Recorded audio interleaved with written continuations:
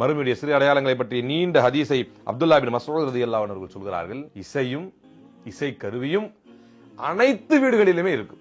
எல்லா வீட்லயும் இசையும் இசை கருவியும் இருக்கும் என்றார்கள் அல்லாஹ்வுடைய தூதர்.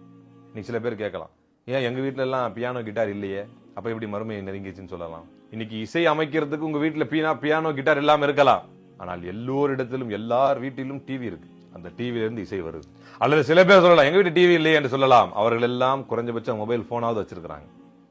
எங்க கிட்ட ஸ்மார்ட் போன் இல்லைன்னு சொல்லலாம். அவங்க வச்சிருக்கிற சாதாரண டைப் பண்ணி வர ரிங் டோன் மியூசிக்கா தான் இருக்கு. மறுமை நம்மை நெருங்கி விட்டதா இல்லையா?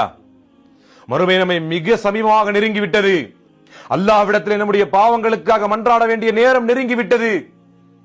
மறுமையுடைய பெரு அடையாளங்கள் ஒன்றன் பின் ஒன்றாக நடக்க ஆரம்பித்தால் அல்லாஹ்விடத்திலே நாம் மன்றாடக்கூடிய தௌபாவை, பாவ மன்னிப்பை இறைவன் ஏற்றுக்கொள்ள மாட்டான் என்பதை நாம் புரிந்து பயந்து அல்லாஹ்விடத்திலே கெஞ்சி கதறி அல்லாஹ்விடத்திலே பாவ மன்னிப்புக்காக மன்றாட வேண்டிய நேரம் நம்மை நெருங்கி விட்டது.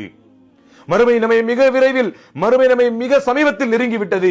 இசையும் இசை கருவியும் சமூகத்திலே அத்தனை வீடுகளிலும் பரவலாக இருக்கும். அப்படி நடக்கும்போது நீங்கள் மறுமை எதிர்பார்த்திருங்கள் என்று அல்லாஹ்வுடைய தூதர் ஸல்லல்லாஹு அலைஹி வஸல்லம் சொன்னார்களே. இன்றைக்கு மறுமை நம்மை நெருங்கி விட்டது. அத்தனை பேருடைய வீட்டிலும் இசை கருவிகள் இல்லை என்றாலும் அந்த இசையை வெளிக்கொண்டு வரக்கூடிய கருவிகளை நாம் வைத்துத்தான் இருக்கிறோம். எல்லோருடைய வீட்டிலும் இன்றைக்கு இசை பொதுவானதாகிவிட்டது.